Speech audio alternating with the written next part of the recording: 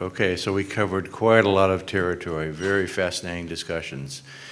So we invite, let's see, all of our panelists and Mr. Tagkopoulos also online, I think. Right, great. So our time is more limited than we had hoped for panel discussion, but we're going to open for questions, and I'm sure that will stimulate some discussion. So yes, Dr. Imorn, get a microphone.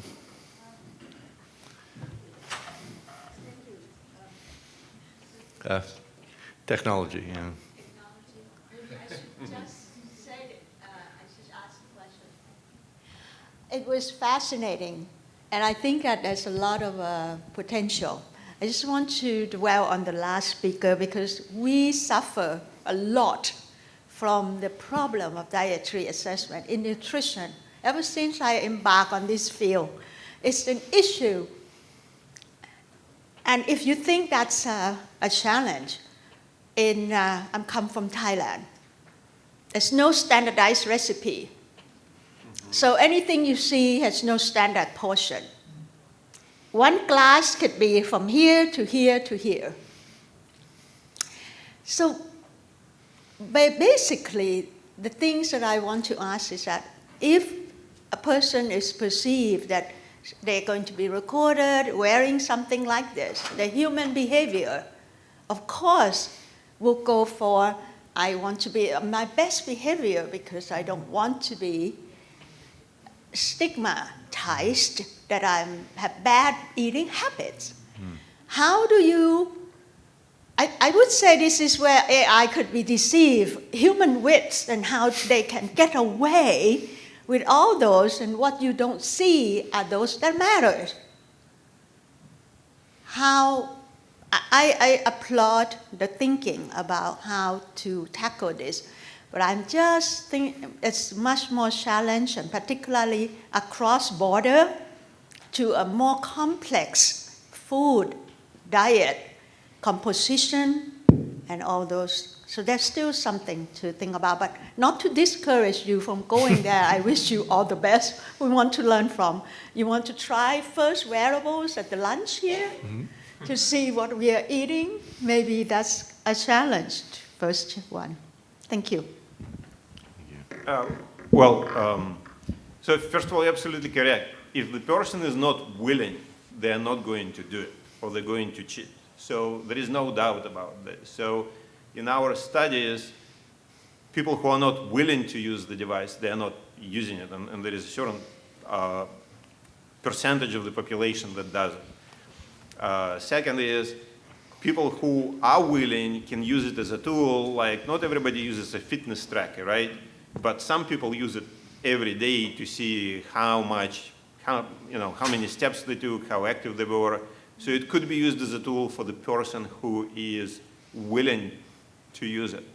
And third, there are technological solutions. I absolutely agree with all of these variations. It's not a perfect system, but there are new technologies which will be available and will be prevalent soon, which will solve some of the issues. It's an evolving field, so I can't try to give where we stand right now rather than, in the future.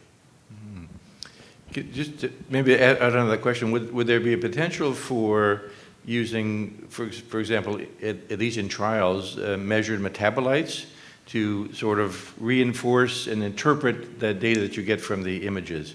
So you see, are they telling the truth, or are you getting the right information because you can measure those metabolites and get that feedback into the AI system? Yep. Yeah, we have one experience of citizen science, and we did picture your microbes, this internet is there, and that was happened. No, I have. And that's happened. I mean, we have these people that in this case, we sequence. The microbiome was non-metabolites. And of course, we asked for many questionnaires that they had to fill that are really boring. It's better the images, but it's very boring. And we get much more compliance when they see the microbiome profile that they have, and there is an expert that explains a little bit about the microbiome and these kind of things. And this can help to have more adherence to the images and other issues. Okay. So there might be some cross-collaborative. Absolutely, and I would like to say, I don't know how many you're aware about Nutrition for Precision Health study here in the United States. It's a very large study. It has 14 clinical sites. And my sensor is used as an experimental device in that study. So we're actually collecting some, and the study collects metabolites, it collects microbiome, and they do a whole bunch of other measurements on the people. So this data set will be available in the next few years. Great, very important. We have a precision medicine strategy in Singapore, but now you got a precision nutrition strategy, so that could be very interesting. Next question, Dr. Nandi. Yes. Well, Biplab Nandi from ILSI, India. Very exciting presentation. Just following the comments what made by my friend Amon from Thailand. I just endorse that. But in addition to that, I was also wondering, maybe a silly question, but when some psychological and physiological phenomena are there, and also psychosocial, with regard to consumption of any diet, either in a normal state or in some ailment state or whatever, how or in what way AI is trying to accommodate that kind of variations, whether that is already in place or it should be examined in future in their own way of your research. Thank you.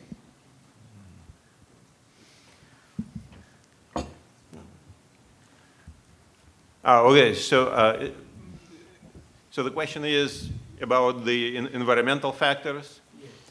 Yes, so we are studying this as a part of this, so the AI is not only capable of recognizing, let's say, the food in the image, but it's also capable of recognizing screens in the image. It's also capable of recognizing other people in the image and environment in which food is consumed. We actually have a project also funded by NIH where we're looking at how we can quantify the environment and correlate it with willingness of people to change behavior. That means you're not always willing to change behavior. If somebody tells you, oh, you should probably not eat this, you can just say, okay, goodbye. But sometimes you're open to this, like, okay, so I may be willing to listen. So yes, it's obviously a great opportunity and we're trying to pursue it. Oh, no, sorry. Yeah, that is a very interesting question. In fact, we were discussing during the coffee about this, no? That we need social science and anthropologists and this kind discussing about this kind, this kind from Hania. She came from the Costa Rica. It's not only about, I mean, the wearables can take some of that, because if you put a Fitbit, you can have measures about the stress, that you have it, how you sleep, these kind of things. But there are other studies, for example, that's about your neighborhood. And you can take data now about how is your neighborhood, how many supermarkets do you have, how is it healthy, how many parks do you have around you, because of course that can be measured now. I mean, we have Google Maps, we have many data that you can combine. No? The problem is how they integrate, because at the end these are very big things. You have many data, and one is the question is how integrate. But that is really very important for food. It's not only about how my biomarkers or my microbiome or things like that. Mm-hmm. Because we discussed, for example, about the blue zones. No? We have been discussing about Okinawa. We have discussed about Nicosia these days. No? And one thing that they have is the community that they have around for the elderly people. It's more beyond about my biology or something like that. And that community have to include some variable that should be important about how I eat, how I keep myself healthy, and this kind of thing. And that is a very good point that usually in the biology or the biologists we actually don't include. But thank you for bringing that point. Thank you. So take a chair's prerogative and ask a question for Professor Tagkopoulos. So I was very interested in your remarks about linking molecular breeding for better nutrition. I always say sometimes there's a bit of a divide between the agricultural community and the food community. Of course, those are important raw materials, but it's relatively rare for breeding for improved nutrition. We have a lot of breeding for drought resistance and stress resistance and pest resistance or improved yields, but not so much for improved nutrition with limited accessions and micronutrients. Harvest Plus is doing some work. So I'm curious the status of that kind of work and the targets. Which health aspects do you think that may be most early applied to? Yeah, thank you for the question. The status is early. We and others have created models for figuring out the ILSI related to health-related molecules. And those are the usual suspects that we all expect. But at the same time, there are also a lot of effort that has been done over the past 2-3 years for coming up with the universe of molecules. May those be small molecules of metabolites, peptides, lipids, glycans that are in different foods and they're related with health effects. One of those approaches, for example, is PTFI, the periodic table of food, that is done, it's an initiative, as you probably know, from Rockefeller and the American Heart Association and others, that we're also part of, and others, including commodity boards and special interest groups. So figuring out what molecules matter and relate to health effects, it's important. And once you know them, then you can actually come up with predictors of what are the regions in the genome that you want to maintain and change, and that will actually keep those or maximize the metabolic flow or the expression of the related respective genes. Now, one more, to make it even more complex, it doesn't stop there. So my whole talk was about integration. It's very important to integrate going from farm to fork. It's not just going, hey, these are the molecules in tomato or in almonds or in milk, but actually breed for that, making sure that they are there in the first place. I would take one more dimension and one more step and say that making sure that the agricultural production is also sustainable and using regenerative agricultural actions, initiatives, is also important. The question is, how do you measure that and how do you correlate with the health effects? How can you have both regenerative agriculture and sustainability and the health effects you want for your products?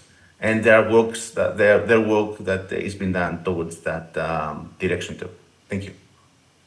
Okay, yes, thank you very, yeah, we shouldn't forget there are practical issues. So I was at one point involved in improving the nutritional quality of some fruits, higher mineral content, but the problem was they couldn't differentiate when they sell them, right? So this kind of commodities, and so how do you differentiate? I mean, we know some foods that have brand names, but most do not. So how do you recognize that improved nutritional quality? So again, a tough aspect. Other questions from the field? Yes, a comment. Yeah, I just had one question. In these large data sets, it's kind of a broader question to our speakers. A lot of data is generated, and there's data generated in the European Union or in Spain. We have a data set in the US, and how can we interact and collaborate on all these data sets? Do you have any suggestions or examples in which we could increase that? Obviously, when we're collecting microbiome data on health and disease, and there's another database developed across the ocean or in Asia, how could we increase that? And I see your noddings. Maybe you have some ideas. Yeah. From my experience, I come from the cancer epigenome. I mean, there are a couple of big alliances on that. That is the cancer genomes, international cancer genomes. Each country was responsible for different cancers to sequence and to make sense. They have a big data portal with millions of samples of different things. Then we had the International Epigenome Consortium too, something similar. I was in the European counterpart about the epigenome for the blood and from leukemias. There were other countries that take over. No, I think that this is, we have examples. We don't need to reinvent the wheel to do nothing new. No, we have the samples where, okay, we distribute the work. We need that in this case was for the countries and the funding agencies agreed these kind of things. No? Europe is going to do this, Asia is going to do this, United States is going to do this, and collaborate and cooperate in methods, in databases, and these kind of things. I mean, I think that we have some examples that we can implement in the area. I think it would be very interesting. We, and then you can think of Africa and Asia, where diets are, again, very different, but no data being, not much data being generated at the moment, and then a need for kind of database. And then comparing across diets might be interesting, see what are the patterns that might yield more health information.